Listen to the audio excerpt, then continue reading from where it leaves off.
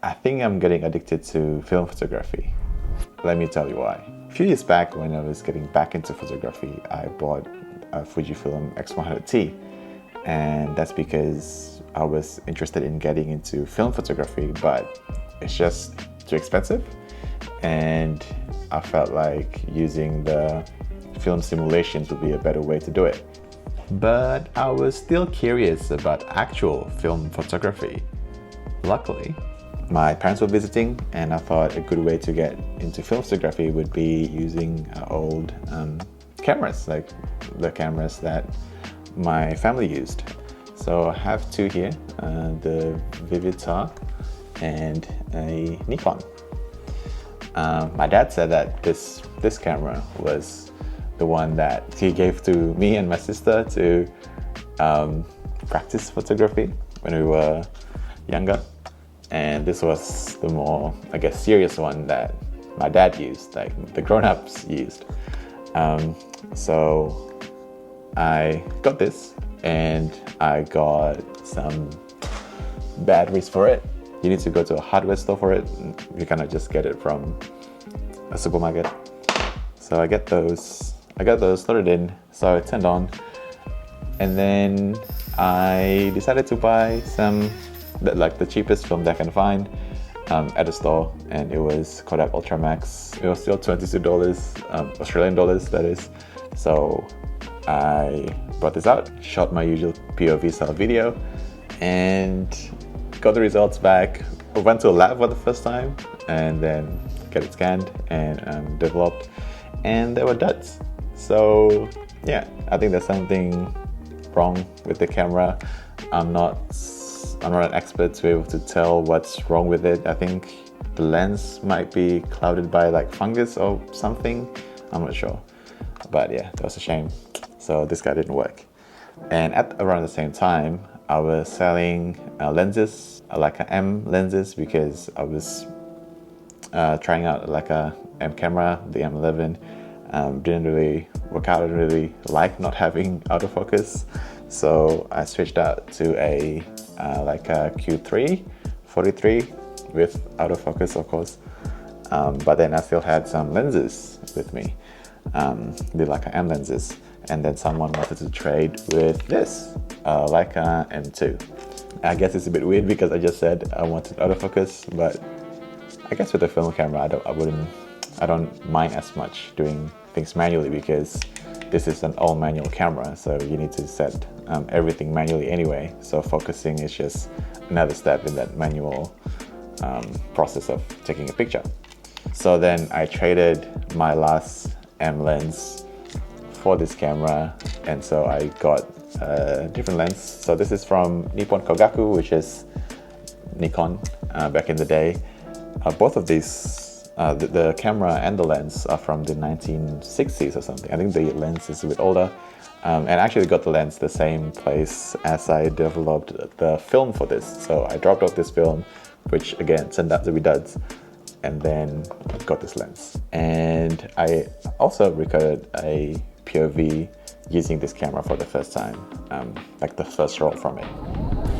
Alright, so for this roll I went to Bourke Street in Melbourne. There's a tram coming, so I thought I could take a photo of people coming out of the tram, trying to focus here and set up my composition. That's the first photo. For this one, I used the Light Meter on my phone, just the Light Meter app called LightMe. It's pretty good so far. After metering, I set the settings on my camera. It's all manual, as you might know. And while preparing to take the shots, some people passed by, so just waited a bit until it's clear and then took it. Now this one is a bit interesting. I wanted to take a photo of this tram, but I didn't want to get in the way of people, so just step back a bit and then try to land the shots. I think I was trying to get focus, but I couldn't figure it out in time. And then there's a tram, another tram that was passing by, and so I thought, okay, I missed that shot. let's do another one. And I chose a building which is not moving, so way easier to get focus on that, and took that. And I took a shot of Buck Streets. This one is a bit underexposed, so I just decided to take in more lights. Took another one. I saw then these posters in front of this construction sites. I quite like this photo. I waited for someone to pass by, and I got the timing right. Waited again, took this one. I think I like the first one more still. I saw this person smoking, and it had the sun coming towards them as well, so that would be a bit of lens flare. So I waited there for them to blow out some more smoke. They haven't, so I put down the camera a bit, and then just as they were inhaling, then blowing, and then I took the shots. I quite like this one.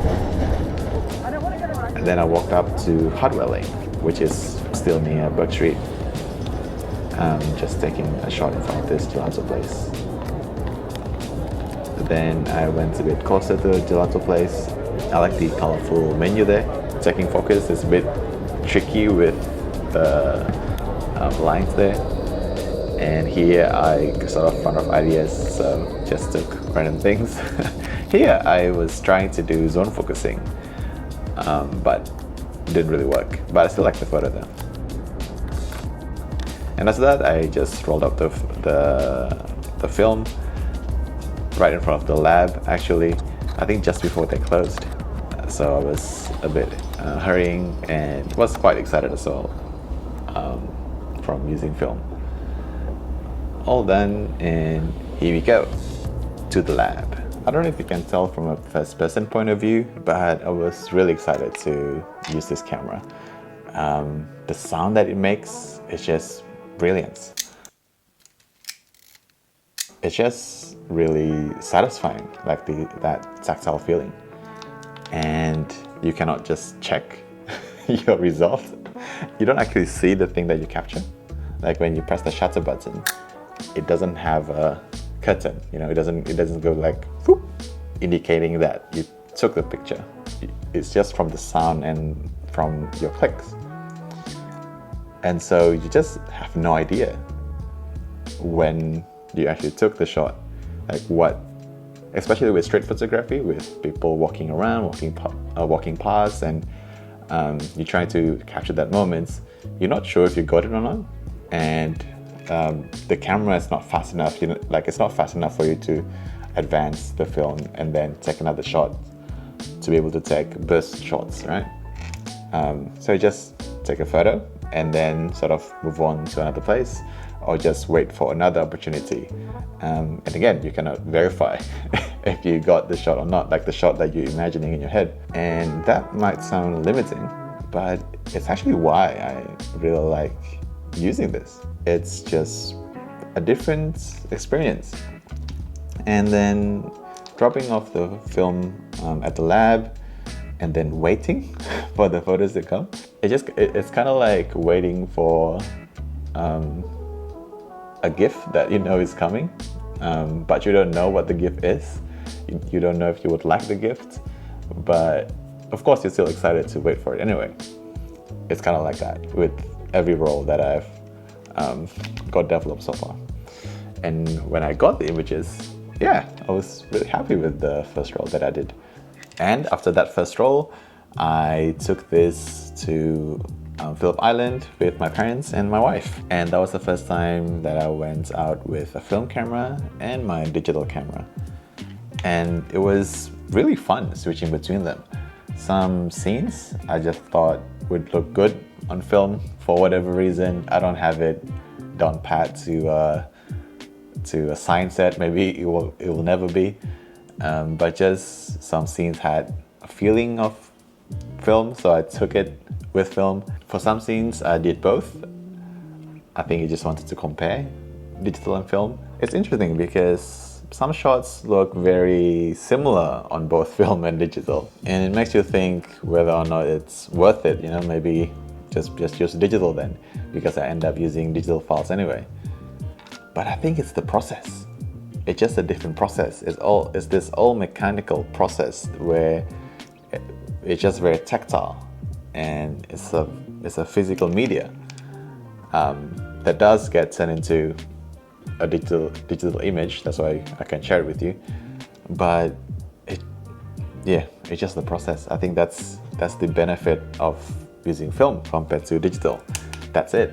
To me anyway. Maybe there are some film photographers out there that will be commenting in rage, but to me, the results will be the same. I can get a film look from a digital camera, just need to edit it in a certain way, but the process is different of taking the photo. So it's less about the viewer and just more for me, it's just more for me.